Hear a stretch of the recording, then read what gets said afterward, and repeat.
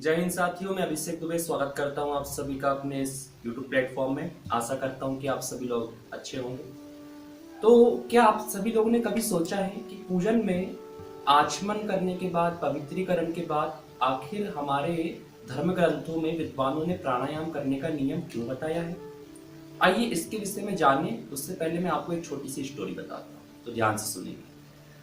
एक बार एक साधक ने अपनी साधना से एक प्रेत को, जैसे आपने देखा होगा ना अलादीन मूवी में एक जिन रहता है, वो जो बोलता है फिर वो कार्य करता है, वैसे ही एक साधक ने, एक तंत्र साधक ने अपनी साधना से एक प्रेत को सिद्ध कर लिया। अब वो प्रेत उसके सामने प्रकट हुआ। प्रकट होकर के बोला कि सुनो, तुम जो कहोगे वो मैं करूंगा, लेकिन एक बात ध्यान रखना, मुझे लगातार काम चाहिए। तुम मुझे लगातार काम बताते जाना। अगर तुम मुझे लगातार काम नहीं बताओगे तो मैं तुम्हें खा जाऊंगा।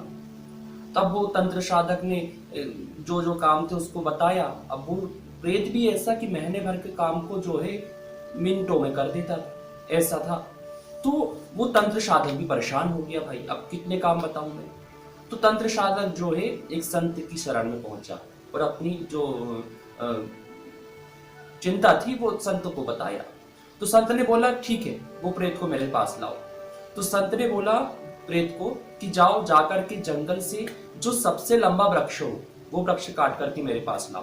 प्रेत गया, फट से ले आया। बोले अब इसको छीलो, चिकना करो इसको। प्रेत ने फट से जो है पेड़ को चिकना कर दिया। अब संत ने कहा कि चलो इस पर तेल लगाओ। अब उस पर प्रेत ने तेल लगाया और फिर संत ने कहा लास्ट में कि चलो अब इसको सीधा जो है खड़ा कर दो एक जगह, एक स्थान पर। प्रेत ने वो भी कर दिया। अब संत ने बोला चलो इस पर उतरो और चढ़ो, इस पर चढ़ो और उतरो, चढ़ो और उतरो। तो अब वो बेचारा प्रेत भी जो है चढ़ते उतरते, चढ़ते उतरते जो है परेशान हो गया, शिथिल हो गया। और अंत में इस तरह से जो है उस तंत्र साधक को जो है अपनी परेशानी से सॉल्यूशन मिल गया। तो साथियों, यहाँ पर समझने वाली बात क्या है? वो तंत्र साधक कौन है? तंत्र साधक है हम सामान्य मनुष्य। और प्रेत कौन है? प्रेत है हमारा मन। तो मन जो है एक ऐसा प्राणी है जो लगातार चलते रहता है। तो इसको स्थिर करने के लिए क्या करना पड़ेगा? इसको स्थिर करने के लिए उस मन को उस वृक्ष रूपी श्वास पर चढ़ना उतरना उसको करना पड़ेगा। तब जाकर के भी वो मन जो है लगातार शिथिल होकर के और फिर एक एकाग्र अवस्था में पहुंचता है। तो प्राणायाम क्यों करवाया जाता है आप सभी को समझ में आ चुका होगा, आई होप।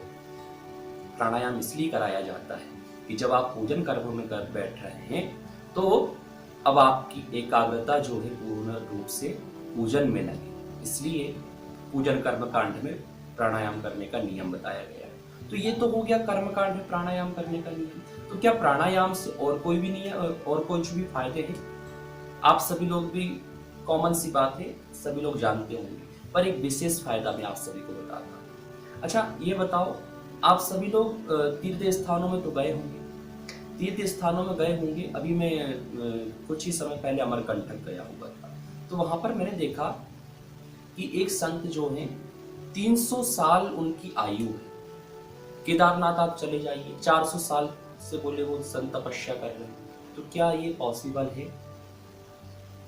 कलयुग जिसमें बताया गया है जीवेत वर्ष शतम, कलयुग में अधिकतम उम्र कितनी बताई गई मनुष्य की? 100 वर्ष। तो ये संत महात्मा लोग 400 साल 300 साल कैसे जीवित रह जाते हैं? तो साथियों ध्यान देना, मनुष्य की जो है आयु नहीं लिखी होती है, मनुष्य की सांसें लिखी होती है कि भाई आपके अकाउंट में इतनी सांसें लिखी गई है, जैसे ही आप इतनी सांसों को पूर्ण कर लेंगे आपको जो है मोक्ष प्राप्त हो जाएगा। तो वो संत लोग क्या करते हैं? जो प्राणायाम करना उन्होंने शुरू किए, एक बार श्वास को अंदर खींचे, पता चल रहा है 4-4 दिन तक उनकी हैबिट ऐसी बन गई है प्राणायाम करने की। आप लोग खुद करके देखिएगा तो आपको समझ में आएगा। तो हाँ, ये पॉसिबल है बिल्कुल। संत लोग लगातार ध्यान में लगे रहते हैं, प्राणायाम करते रहते हैं। एक श्वास से उनने जो अपने खींचा और बैठ गए ध्यान में। लगातार पता चल रहा है 1 वर्ष बीत गया, ध्यान ही नहीं रहा श्वास लेने का, फिर दूसरी बार लिया। तो ये क्या है? करत करत अभ्यास से। जब आप भी लगातार 21 दिन प्राणायाम करेंगे तो आपको खुद समझ में आने लगेगा कि यार पहले तो मैं 5 मिनट में ही थक जाता था, अब तो 50 मिनट भी हो गए तो भी मेरे अंदर स्टेमिना है। तो ये था प्राणायाम। कैसा लगा आप सभी को? आई होप अच्छा लगा हो। अच्छा लगा हो तो कमेंट में जरूर बताएं और चैनल को सब्सक्राइब करें और वीडियो को शेयर कर दिया करो यार भैया। जय श्री राम।